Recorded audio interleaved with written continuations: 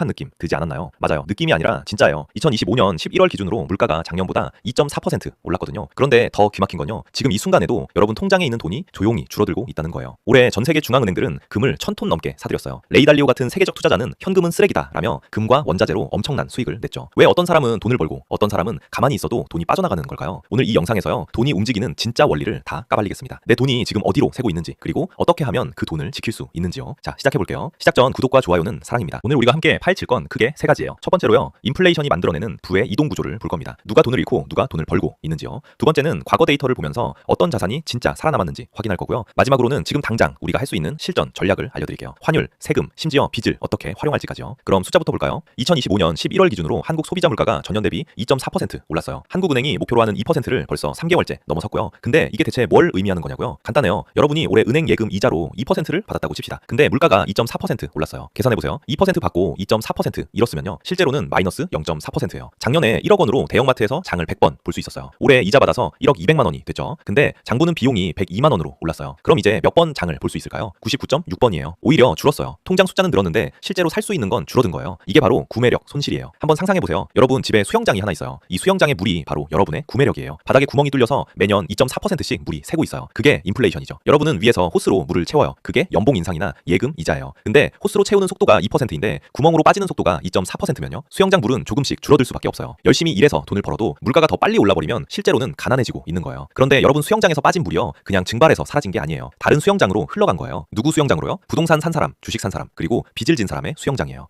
빚을 진 사람이 돈을 벌어요? 말이 안 되죠? 예시를 들어볼게요. 1990년 서울 강남 아파트가 1억 원이었어요. 당시 대기업 부장님 연봉이 2천만 원이었죠. 그때 두 사람이 있었어요. A씨는 난 빚지기 싫어 하면서 은행에 돈을 꾸준히 넣었어요. 10년 뒤인 2000년 드디어 1억을 모았어요. 그런데 그 아파트 가격이 얼마가 됐을까요? 3억이에요. A씨는 10년 동안 허리띠 졸라매고 모았는데 집은 자꾸 멀어진 거예요. B씨는 1990년에 용기를 냈어요. 본인 돈 3천만 원 넣고 은행에서 7천만 원 빌렸어요. 고정금리로요. 그래서 1억짜리 아파트를 샀어요. 10년 뒤 B씨 상황이 어떻게 됐을까요? 아파트는 3억이 됐어요. 빚은 여전히 7천만 원이고요. 그런데 2000년에 부장님 연봉은 5천만 원이 됐거든요. 계산해 볼게요. B씨는 본인 돈 3천만 원으로 순 자산 2억 3천만 원을 만든 거예요. 10년 만에 8배가 된 거죠. 차이가 뭐예요? A씨는 채권자였어요. 은행에 돈을 맡긴 사람이죠. B씨는 채무자였어요. 은행에서 돈을 빌린 사람이고요. 인플레이션은 채권자의 주머니를 털어서 채무자의 주머니를 채워줬어요. 이게 첫 번째 부의 이동이에요. 근데 핵심은요. 아무 빚이나 지면 안 돼요. B씨는 가치가 오르는 자산을 사는데 빚을 썼어요. 만약 빚내서 외제차 사고 해외 여행 가는데 썼다면요. 그건 망하는 지름길이에요. 정리할게요. 인플레이션이 있을 때 빚을 갚아야 하는 사람은 시간이 갈수록 유리해져요. 갚아야 할 돈의 무게가 점점 가벼워지거든요. 반대로 돈을 빌려준 사람은요. 받을 돈의 가치가 점점 줄어들어요. 바로 이 원리를 이해한 사람들이 부자가 됐고 모르는 사람들은 평생 열심히 일만 한 거예요. 두 번째 부의 이동은 더 교묘해요. 18세기에 리처드 캔틸론이라는 프랑스 경제학자가 엄청난 걸 발견했어요. 새로 찍어낸 돈이 모든 사람한테 동시에 도달하지 않는다는 거예요. 한번 상상해보세요. 동네에 축제가 열렸어요.